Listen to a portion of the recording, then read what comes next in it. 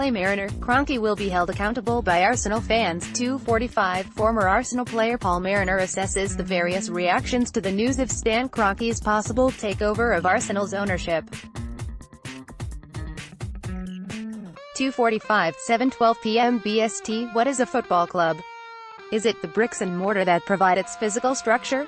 The players and coaches who are responsible for shaping its fate and pursuing its ambitions on the pitch? Or the supporters, who through their collective expression of identity and deep emotional attachment supply a club with its soul? If you lean towards the third option, it's hard not to feel that a part of Arsenal's soul died this week. Arsenal, which with its marble halls and conception of doing things the Arsenal way, has always had a fond sense of its own history, will never quite be the same again after the news emerged that majority shareholder Stan Kroenke had toppled the last remaining barrier to sole ownership by convincing Alisher Usmanov to sell his 30.05% stake in the club for around £600 million. With 97% of the club now in his possession, Kroenke can and will force the remaining shareholders to sell up. For the first time since a group of workers at the Woolwich Arsenal armament factory joined together to form a football club in 1886, Arsenal will be the sole private interest of one individual.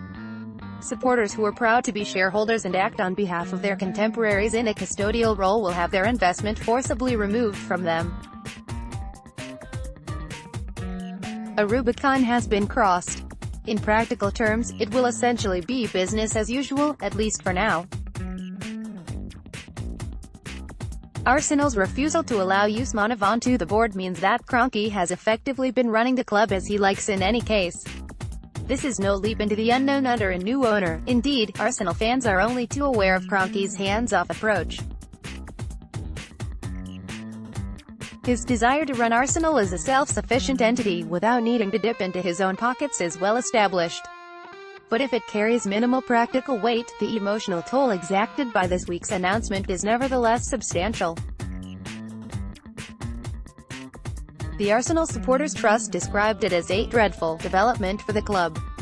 Leader of the opposition Jeremy Corbyn has voiced his regret that this sale will bring to an end the long-standing official role of Arsenal supporters in the running of the club. Stan Kroenke now owns 97% of Arsenal Football Club. Jeff Gross, Getty Image 7. If supporter oversight and investment in Arsenal had waned in the face of Kroenke's expanding ownership and stony-faced silence, it still existed in a very real sense.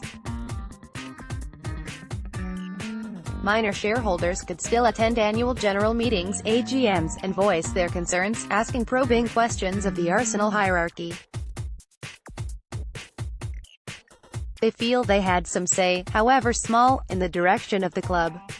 Even if their questions were sometimes met with an arrogant response from various chairmen, the AGMs maintained an important link between the club and its supporters, a reminder that Arsenal was at heart a collective enterprise still beholden to its community.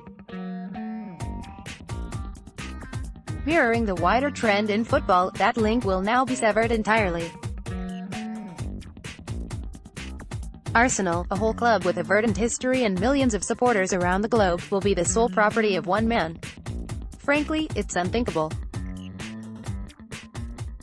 When Kroenke made his first investment in Arsenal, purchasing 9.9% of the club in 2007, then Chairman Peter Hillwood, bristling with indignation, said the other shareholders would be horrified to see the club go across the Atlantic. Hillwood's suspicion of Kroenke mellowed pretty quickly as the American began working alongside him on the board and started buying up his shareholding, but today his words ring true in a very real sense.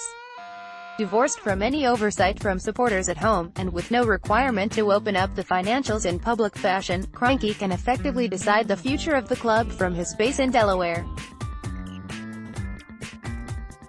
Arsenal can now be officially registered in America. In an administrative sense, they can become every bit as American as the other assets in his portfolio, the Los Angeles Rams, the Denver Nuggets and the Colorado Rapids. The days when football clubs were run as benevolent social institutions, often for the local community, are long gone. Full supporter ownership of a sports behemoth valued at £1.8 billion by the Kroenke takeover is a utopian dream rendered impossible by the financial realities of an engorged industry. But before this week, Arsenal at least paid lip service to the notion that supporters could match emotional investment with financial investment and have some sense of ownership over their club. Now, those supporters are utterly powerless. Of course, Arsenal will carry on.